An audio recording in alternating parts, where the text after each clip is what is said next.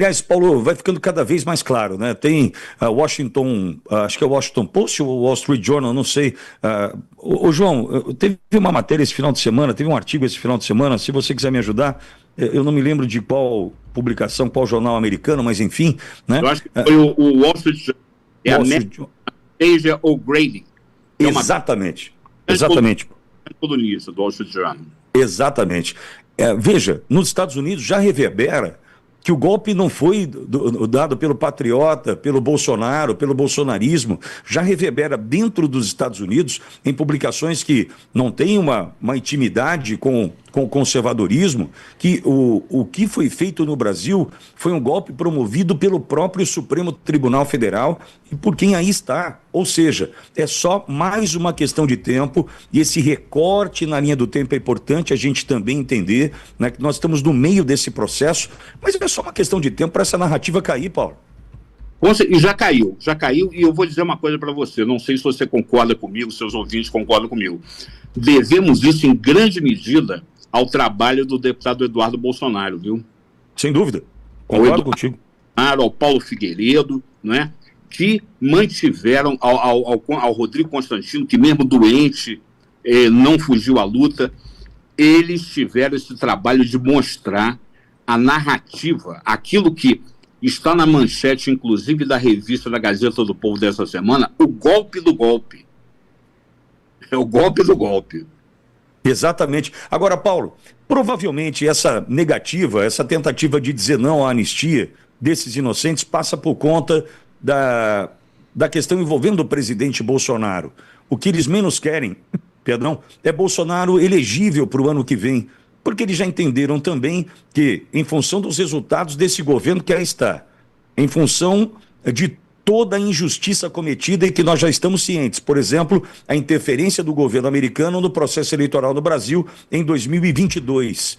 As questões envolvendo agora a imprensa, que foi patrocinada pela USAID, cada um chama de um jeito, mas essa agência americana que patrocinou a imprensa local. Notícias que chegam, né, de números hipertrofiados por parte da Globo com relação à Covid, para prejudicar o presidente Bolsonaro. Ou seja, talvez essa movimentação contra a anistia passe pela questão envolvendo a enorme possibilidade de termos Bolsonaro novamente presidente do Brasil? Olha, passa sim, porque Bolsonaro é, sem favor algum, e gostemos ou não, a maior liderança da direita brasileira, talvez a maior liderança da direita brasileira de todos os tempos, né? E é algo que eles vão ter que engolir, que eles vão ter que encarar, né? Até porque aceitando dói menos, entendeu? Sem dúvida, sem dúvida. E, Paulo, ao mesmo tempo, né, a gente espera o posicionamento destes. O que nós acompanhamos na semana passada com Mike Pence, ali na comissão da Câmara, né, escancarando, né, dando nome aos bois, inclusive. Paulo, nós não ouvimos nada na imprensa. Isso foi na quarta. Na segunda-feira da semana passada, no dia 4, nós tivemos Vaza Toga 2. No mesmo dia que o presidente Bolsonaro é colocado em prisão domiciliar e, ao meu ver, uma cortina de fumaça criada por Alexandre de Moraes para tentar esconder os escândalos, né, da Vaza Toga 2. Ou seja, o Brasil vai ter que se mexer para recuperar, né, essa questão política, mas tudo isso passa pela anistia, porque sem o perdão, sem o esquecimento, como você muito bem coloca o significado da palavra anistia, sem o esquecimento do que nós vivemos ali atrás, em 8 de janeiro de 23, vai ser difícil avançar, Paulo. Olha, não tenha dúvida. Eu vou dizer uma coisa para você. Felizmente, hoje nós temos as redes sociais, que muita gente quer calar, nós temos a internet, que muita gente quer censurar, que nos permite driblar esse bloqueio da imprensa tradicional, que não noticia determinadas notícias que são desagradáveis para os grupos que estão no poder e por aí vai. Então, é por isso também que nós temos que lutar sempre, estarmos sempre alertas, vigilantes, contra toda e qualquer tentativa de calar as redes sociais. Paulinho, uma outra questão, né? A gente é abordado, você é um cientista político, você é abordado nas ruas. E aí, Paulo, o que você acha? O que vai ser amanhã? Né? Como é que vai estar? Como é que vai estar o Brasil? Paulo, eu estou usando agora o dia 4 de agosto como um exemplo. Nós acordamos no dia 4 de agosto, né, na segunda-feira, comemorando os resultados das ruas do dia 3. Foi lindo. Eu estava aqui na Avenida Paulista, né, Rio de Janeiro lotado, Salvador lotado, Vitória, enfim, nas cidades espalhadas pelo Brasil, cidades que se movimentaram e se manifestaram. Então acordamos com aquela sensação de dever cumprido. Pô, o brasileiro ganhou as ruas. No período da tarde, vaza a toga 2. Puxa, um escândalo e tudo aquilo, e mensagens, né? E o Ailton Vieira lá, o juiz assessor, auxiliar do Moraes, Tagliaferro, toda aquela situação, né? E a gente, nossa, agora... E terminamos o dia com o presidente Bolsonaro em domiciliar, perto das 18 horas, e uma nova manifestação ganhando as ruas de 43 cidades do Brasil. Isso num único dia, Paulo, num único dia. Ou seja, fazer qualquer previsão no Brasil hoje... para um cientista político é quase que uma tarefa impossível, hein, Paulo? Tá difícil, mas eu acho que a gente tem que se guiar, viu, o meu amigo Pitoli, a gente tem que se guiar por algumas linhas muito nítidas, né, que nos permitem prever, não com data certa, né, mas nos permitem prever os desdobramentos possíveis, prováveis das coisas. Porque veja só um negócio.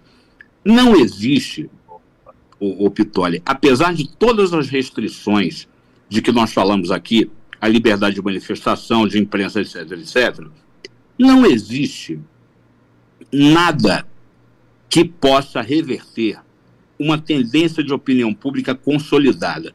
Como disse o doutor Ulisses Guimarães, na época que comandava a oposição, o que o povo quer, essa casa acaba fazendo.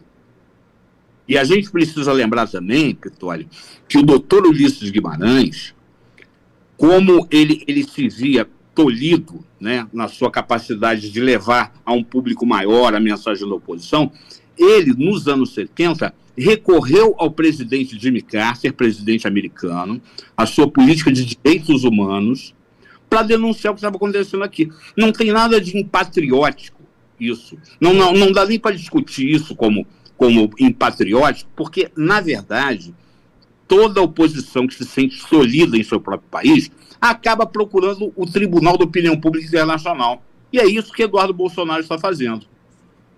E essa semana promete, afinal de contas, tanto Eduardo quanto Paulo Figueiredo já foram chamados para mais uma reunião em Washington. Então, vem mais coisas por aí que entendam que, de fato, o que nós estamos vendo e vindo dos Estados Unidos, que serve hoje como um instrumento de pressão, né, sobre estes que estão aqui no Brasil, é no mínimo para mitigar os impactos da interferência promovida pelo próprio governo americano no processo em 2022, certo, Paulo?